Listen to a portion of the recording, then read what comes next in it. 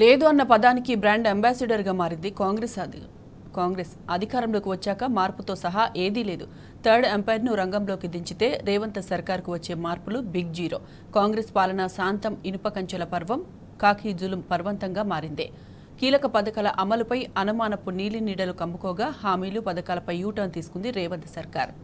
8 నెలల్లోనే దూది పింజలా తేలిపోతుంది కాంగ్రెస్ పాలన, రేవంత్ పటిమా దక్షతలు.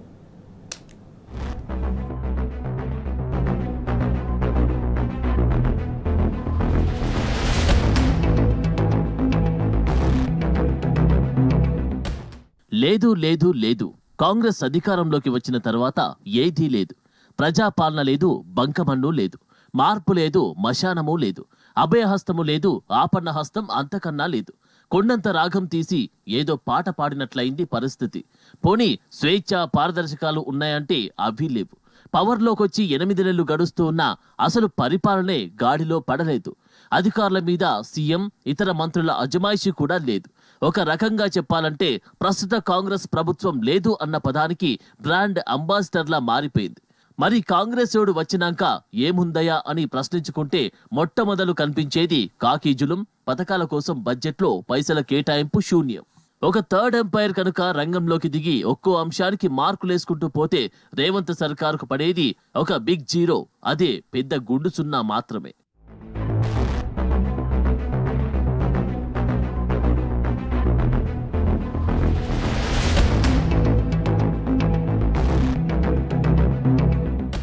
ప్రతిపక్షం కాదు, అధికార పక్షం వద్దు. ఒక పొలిటికల్ థర్డ్ ఎంపైర్ ను అపాయింట్ చేస్తే ఈ 8 నెలల కాలంలో కాంగ్రెస్ పరిపాలనకు అంశాల వారీగా ఎన్ని మార్కులు ఇస్తారు, ఏ పథకాలను ఆ పార్టీ అమలు చేయగలిగింది, ఏ హామీలను నిలబెట్టుకోగలిగింది, గతంలో మాట్లాడిన ఎన్ని విషయాలపై మాట మీద నిలబడింది. కాంగ్రెస్ ప్రతిభ, రేవంత్ పటిమా దక్షతలు దూది పింజాల్లా గాల్లో తేలిపోతాయి. ఇక ప్రభుత్వంలోకి రాకముందు మాట్లాడిన ఏ ఒక్క మాటపై కూడా సీఎం రేవంత్ నిలబడలేదు. ప్రతి మాటలో ఆయన యూటర్న్ వైఖరి స్పష్టంగా కనిపిస్తోంది.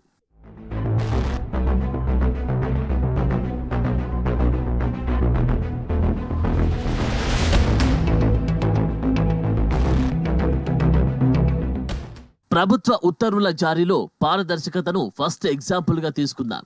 గత ప్రభుత్వం జీవోలన్నింటినీ రహస్యంగా ఉంచిందనేది ఆరోపణ. మరి ఇప్పుడు ఆ రహస్యం బద్దలైందా అంటే నో, అది అంతకు రెండింతలైంది. గవర్నమెంట్ ఆర్డర్స్ పోర్టల్ చూస్తే అధికారులకు సెలవు మంజూరు జీవోలు, చిన్నా చితక బిల్లుల క్లియరెన్స్ తాలూకు ఆదేశాలు, అవే ఇతర క్లెయిమ్లు గట్రానే కనిపిస్తాయి. ప్రభుత్వ నిర్ణయాలు, విధానపరమైన అంశాలు, మార్గదర్శకాలు, ఇతర ముఖ్య ఉత్తర్వుల వివరాలు కనీసం ఒక్కటంటే ఒక్కటి కూడా జీఓఐఆర్ పోర్టల్లో కనిపించవు. పారదర్శకత అంటే విధిగా దృష్టి పెట్టాల్సిన మరో అంశం కూడా ఉంది. అదే ప్రజావాణి కార్యక్రమం. ప్రభుత్వం వచ్చిన కొత్తలో సీఎం రేవంత్ అండ్ కో దీనిపై పెద్ద పటాటోపమే ప్రదర్శించారు. స్పెషల్ డ్రైవ్ పెట్టి 1,28,00,000 దరఖాస్తులు స్వీకరించారు. వారానికి 2 రోజుల చొప్పున ఇంకా తీసుకుంటూనే ఉన్నారు. ప్రజల డిమాండ్ల వారీగా వాటన్నిటినీ సెగ్రిగేట్ చేసి కంప్యూటర్లో అప్లోడ్ చేయడం మినహా ఇప్పటి వరకు ఆ దిశలో చేసింది శూన్యం. ఆ ప్రజా గ్రీవెన్స్ లో నిజంగా అర్హత కలిగి పరిష్కరించాల్సినవి ఎన్ని, వాటిలో పరిష్కారం అయినవి ఎన్ని, అందిన దరఖాస్తుల్లో అసలు పనికిరానివి ఎన్ని అన్నది దేవుడికి కూడా తెలియదు, అధికారులు చెప్పరు. ప్రభుత్వం కూడా ఒక స్పష్టమైన ప్రకటన చేయదు. వెరసి సమస్య ప్రభుత్వం దృష్టికి వెళ్లినా పరిష్కారం అందక దిక్కుతోచని పరిస్థితి ప్రజలది. సో ట్రాన్స్పరెన్సీలో ప్రభుత్వానికి థర్డ్ ఎంపైర్ ఇచ్చే మార్కులు సున్నానే.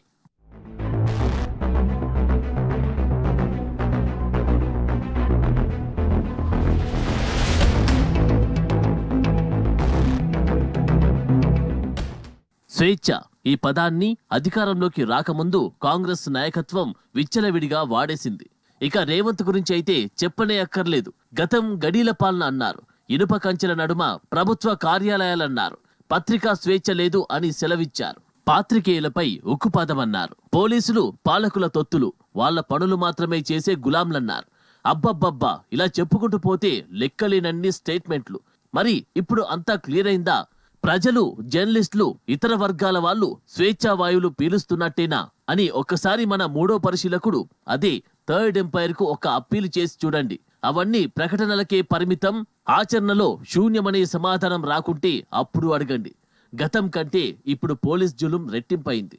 ఒక సమావేశం నిర్వహించుకోవడానికి ప్రైవేట్ హాల్ బుక్ చేసుకోవాలంటే పోలీసుల నుంచి ఎన్ఓసి తెచ్చుకోవాల్సిన దుర్మార్గ దుస్థితి. మార్పుని నమ్మించి కాంగ్రెస్ అధికారంలోకి వచ్చిన తర్వాత గడీల పాలన రెడ్డిల రూల్గా రూపాంతరం చెందడం మినహా జరిగింది ఏమీ లేదు. ప్రజలకు కూడా ఒరిగింది ఏమీ లేదు.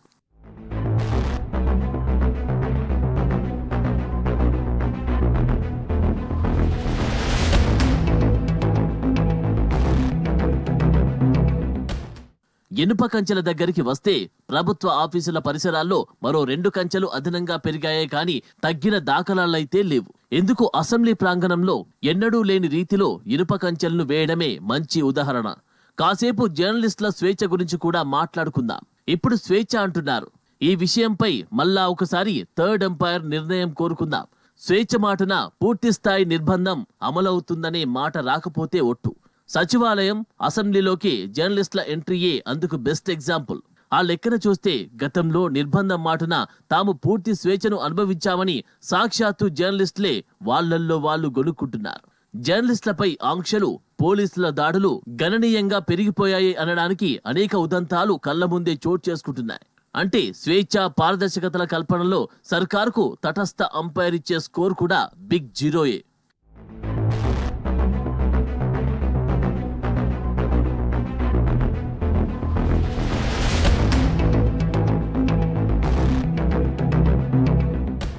హామీలు, ప్రభుత్వ పథకాలపై కూడా ఓసారి దృష్టిని సారిద్దాం. అభయహస్తం పేరిట 6 హామీలే అని చెబుతూ ఉన్నా వాస్తవానికి వాటి సంఖ్య 13. కాంగ్రెస్ అమలు చేయాల్సిన కీలక పథకాలపై అనుమానపు నీలినీడలు కమ్ముకుంటున్నాయి. నిన్నటి బడ్జెట్లో వీటికి కేటాయింపుల ఊసే లేదు. ఏదో ఫ్రీ బస్, ఎల్పీజీ, గృహజ్యోతి లాంటి ఆర్థిక భారం పడనివి, అంతగా ప్రభావితం చూపని చిన్న చితక పథకాలు తప్ప కాంగ్రెస్ సర్కార్ ఆ కోణంలో ఇప్పటివరకు మాట నిలబెట్టుకుంది నిల్. 32,000 కోట్ల ఖర్చుతో రైతులకు పంట రుణాలు మాఫీ చేస్తున్నాం అని పాలకులు గొప్పలు చెప్పుకుంటున్నా రైతు భరోసా ఎగ్గొట్టే దిశలో వాళ్ళు స్కెచ్ చేస్తున్నారనే అనుమానాలు ప్రజల్లో ఉన్నాయి. మాఫీ మిషతో పంట పొలాల్లో మోటార్లకు మీటర్లు బిగిస్తారనే భయం కూడా రైతులను పట్టి పీడేస్తోంది. ఇక పెన్షన్ల చెల్లింపులో కూడా అదే తొండి. అవి ఆగిపోయి 3 నెలలు కావస్తుంది.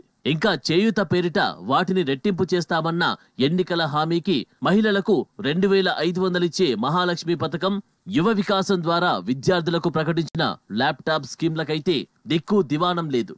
ఇక మార్కుల మాస్టారు, అదే మన థర్డ్ ఎంపైర్ గనుక రంగంలోకి దిగితే సీఎం రేవంత్, ఆయన సర్కారుకు ఇక్కడ సైతం పడేది గుండు సున్నానే.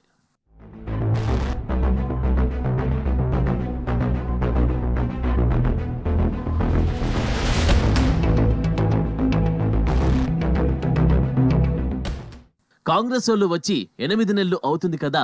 పరిపాలన, పథకాల అమలు అటుంచి కనీసం అధికార గణం నమ్మకాన్నైనా చూరగొన్నారా అన్న క్రమాన్ని పరిశీలిస్తే ప్రజాస్వామ్యబద్ధమైన ఎన్నికల్లో తేలిన బలాబలాల ఆధారంగా అధికార పీఠంపై పార్టీలు మారడం సహజం. కానీ ప్రభుత్వ అధికార యంత్రాంగం మాత్రం 4 కాలాల పాటు మనుగడ సాగిస్తోంది. కొత్తగా కొలువు తీరిన ప్రజాప్రభుత్వాలకు బ్యూరోక్రసీ అండగా ఉండాలి.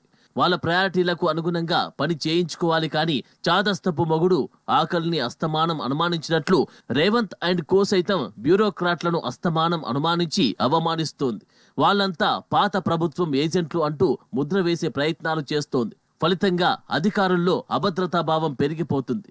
ఈ ఆడిపోసుకోవడాలు చూసి ఆశ్చర్యపోతున్న మన తటస్థ పరిశీలకులు కాంగ్రెస్ పాలనకు వేసేవి అత్యవసర మార్కులే.